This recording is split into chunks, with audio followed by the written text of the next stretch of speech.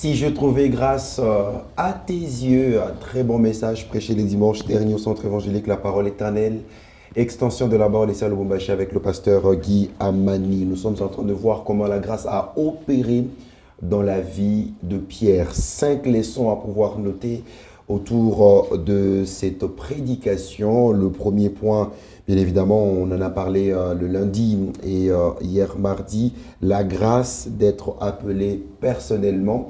Et aujourd'hui, 2 points sur lesquels on va justement s'apaisantir un tout petit peu avec Papa Eric Landou, la grâce de la révélation, mais également la grâce d'être soutenu. 2 points développés par le pasteur Amani. Voilà, c'est tellement fort. La vie de Pierre, ça nous enseigne tellement. Il y a tellement d'enseignements dans la vie de Pierre, l'apôtre, qui était là toujours à côté de Christ, qui a tout abandonné pour suivre le Seigneur. Il y a quelqu'un même quelqu'un les qualifierait d'un papa irresponsable, parce qu'il a laissé sa famille et puis il est parti avec Christ. Mais au moins, il a été sensible, il a accepté lorsque le Seigneur l'appelle. Et deuxièmement, la grâce de la révélation. C'est une grâce que de connaître le Seigneur. Jésus même pouvait dire, vous êtes heureux, vous qui écoutez ces choses. Parce que le monde ne peut pas recevoir des choses d'en haut parce que le monde ne connaît pas le Christ. Mais si le Seigneur nous fait grâce de le connaître, alors nous pouvons dire que nous sommes bénéficiaires de cette grâce-là. Et dans la Bible, nous pouvons bien voir qu'il n'y a pas que Simon qui a eu cette grâce de la révélation. C'est lorsque nous connaissons, nous avons la révélation de qui Christ est pour nous et il nous révèle ce que nous sommes. Parce que c'est en fait lui qui est notre maître. J'étais en train de méditer sur Jean chapitre 1er. Je vois quelque chose là-dedans. Jean chapitre 1er, il y a Jean les baptistes, c'est comme ça on l'appelle, hein? Les baptiseurs, je vais dire, les baptiseurs. Voilà, Jean-Baptiste. Il a aussi reçu la révélation de qui est Jésus. La Bible dit, le lendemain, après les baptêmes, il vit Jésus venant à lui et il dit, « Voici l'agneau de Dieu qui ôte les péchés du monde. » Ça, c'est la révélation que Jean a reçue par rapport à Jésus. Il voit Jésus venir. En Jésus, Jean est en train de voir cet agneau de Dieu qui ôte les péchés du monde. Quand nous continuons, ça, j'aime beaucoup ça. Dans Jean chapitre 1er au verset 46, là, on parle de Nathanaël. Écoutez ce que Nathanaël dit. Nathanaël lui dit, alors que c'est son frère Philippe qui lui parle, hein, Nathanaël lui dit, peut-il venir de Nazareth quelque chose de bon? Philippe lui répondit, viens et vois. Jésus, voyant venir à lui Nathanaël, dit de lui, voici vraiment un Israélite dans lequel il n'y a point de fraude. D'où me connais-tu? Lui dit Nathanaël. Jésus lui répondit, avant que Philippe t'appelât, quand tu étais sous les figuiers, je t'ai vu. Écoutez ce que Nathanaël dit. Nathanaël répondit et lui dit, Rabbi, tu es le Fils de Dieu, tu es le roi d'Israël. Waouh! Quelle grâce qui a été révélée à Nathanaël. Et pourtant, il ne connaissait pas le Christ. Et Jésus lui dit, parce que je t'ai dit que je t'ai vu sous les figuiers, tu crois. Tu verras de plus grandes choses que celles-ci.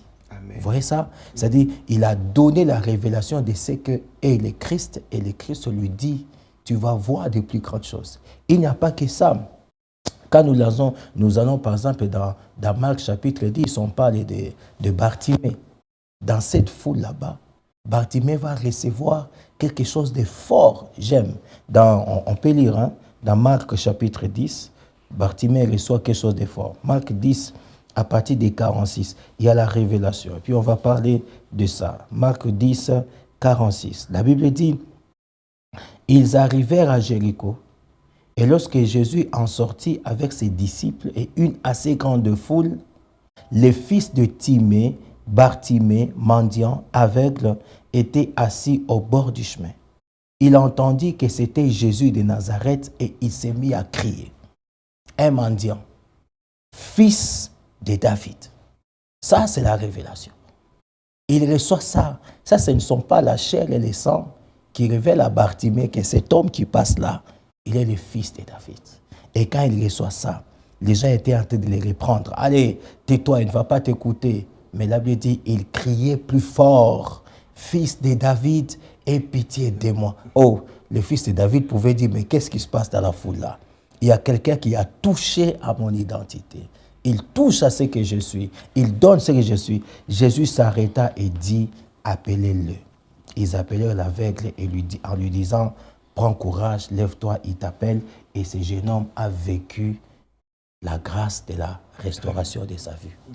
On peut voir aussi ça, même un roi païen dans Daniel chapitre 3. Il pouvait se poser la question, n'avons-nous pas jeté 3 personnes dans la fournaise? Mais cependant, je vois une quatrième. Et cette quatrième, elle est semblable, le visage d'un fils de l'homme, fils de Dieu. Alors, quand on voit ces choses-là, ça c'est un païen qui reçoit cette révélation. Et après, il va honorer les dieux de Shadrach, Meshach et Abednego. C'est-à-dire, lorsque nous avons la connaissance, en fait, pas la connaissance, la révélation de ce que Christ est pour nous, il va nous faire accéder à ce que nous sommes. C'est vraiment une grâce. Voilà pourquoi Jésus pouvait encore dire, comme je l'ai dit, vous êtes heureux, vous qui écoutez ces choses. La puissance de la révélation, Pierre, il a été bénéficiaire de cela. Jésus même pouvait dire, Pierre, ces choses-là, ce ne sont pas la chair et le sang. Je peux même dire à Bartimée, ce ne sont pas la chair et le sang. Je peux dire à Nathanaël, ce ne sont pas la chair et le sang. C'est quelque chose qui vient d'en haut. Alors, accrochons-nous à ces choses. Apprenons à connaître qui est le Seigneur. Et quand il se révèle dans notre vie, c'est une très bonne chose. Amen. Et deuxièmement, non seulement que Jésus a appelé Pierre, il s'est révélé à lui, il a également soutenu. N'est-ce pas? Il dit, le diable vous a réclamé. Donc tous tels qui sont là, ils ont été réclamés. Parce qu'il dit, le diable vous a réclamé, mais je priais. C'est-à-dire, le Seigneur a pris le temps de prier pour Pierre. Surtout lui là, trop bavard, il parle trop, il pose trop de questions. Le Seigneur est là pour nous soutenir. Le soutien dont nous bénéficions de la part du Seigneur, c'est également une grâce. Amen. Il nous soutient d'une manière ou d'une autre. Quand nous sommes faibles, il nous donne de la force. Quand nous sommes malades, il nous guérit. Quand nous avons besoin de quelque chose, il nous vient en aide. Ça, c'est le soutien qui vient d'en haut. Et nous sommes bien gracieux parce que le Seigneur continue encore à faire jusqu'à maintenant. Et j'aime ce que l'apôtre Pierre, l'apôtre Paul, quand il parle au Romains chapitre 8, que le Christ, il est à la droite du Père, il intercède pour nous. Ça, c'est un soutien détail. J'appelle ça soutien détail parce que c'est un privilège d'avoir pour intercesseur celui que le Père écoute toujours. Toujours, il exauce toujours. Ça j'aime beaucoup. Vous avez pour intercesseur celui que le Père écoute toujours. Jésus pouvait dire, Père, je sais que tu m'écoutes toujours. Et quand vous avez une personne comme ça, comme intercesseur, quel soutien de taille. Et ça, c'est une grâce. D'avoir Jésus qui est mort à la croix pour nous, qui nous a envoyé le Saint-Esprit, et au ciel, il ne s'arrête pas. Il sait que l'ennemi est là pour nous combattre. Il intercède. Ça, c'est un soutien de taille. Voilà, la grâce d'être soutenu par le Seigneur. La grâce d'être soutenu par le Seigneur.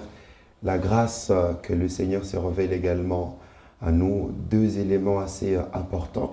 Donc ici, Sœur Pamela, il y a lieu de pouvoir encourager quelqu'un de ne pas justement se morfondre, parce qu'en tout temps, nous avons du secours, nous avons le soutien qui nous vient du Seigneur. Mais écoutez, c'est toujours le même Pierre qui dit, à qui rions-nous, c'est toi qui as les paroles de la vie. C'est ce même Pierre-là qui dit ça, qui comprend que en anglais, c'est bien « without you ». En dehors de toi, qu'est-ce qu'on peut avoir? Alors, ça ne servirait à rien de se morfondre, ça ne servirait à rien de nous poser la question, parce que déjà, Ruth nous a aidés, que nous puissions faire notre part. L'impossible, c'est Dieu qui le fera. Il y mettra sa main, il étendra sa main. La Bible dit, de la même manière que la pluie tombe et ne rentre pas sans pour autant produire des faits, il en est ainsi de ma parole. Il s'agit de la parole de Dieu. Donc, puisqu'il est fidèle, il va le faire, ayant le regard fixé sur Jésus, parce que Jésus, c'est lui qui connaît, il sait. Même quand on passe par des moments difficiles, des moments troubles, j'ai aimé l'illustration de dire avec le coca, la vie peut être secouée. Le coca a tendance toujours à remonter, à faire beaucoup de bruit, à faire beaucoup de dégâts autour de...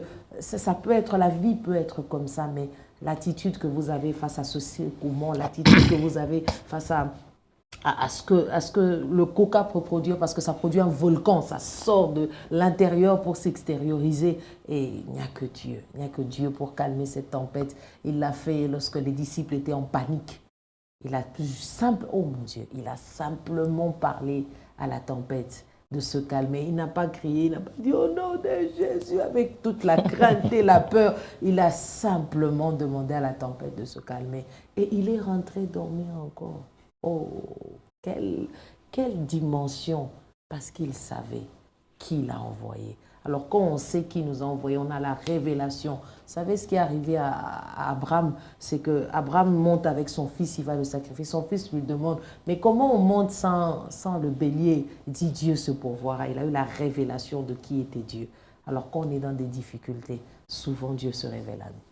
Amen. Voilà donc, bien-aimés frères et sœurs, aujourd'hui, on est tellement très bien nourris pour qu'on ne souffre pas de la malnutrition spirituelle. Yes. Faisons confiance au Seigneur, comme la Bible le dit, hein, recommande ton sort en l'Éternel, mets en lui toute ta confiance et il agira. Et s'il s'est décidé d'agir, qui peut s'y opposer? Personne. Alors c'est Dieu-là qui vient nous faire grâce justement de nous soutenir dans toutes nos situations. Il ne choisit pas des moments. Il est avec nous dans toutes nos situations, même quand on traverse le feu. Il est avec nous. Le quatrième homme s'est révélé dans le feu. Il a fallu que ces 3 jeunes hommes acceptent d'aller dans le feu pour que lui se révèle au travers du feu. Alors faites confiance au Seigneur, vous ne serez pas enterrés. Que Dieu nous garde fidèles à lui et surtout que sa parole continue à nous parler. Merci encore une fois de plus. Je vous assure, je suis très bien nourri. Je sens que la table est de plus en plus intéressante.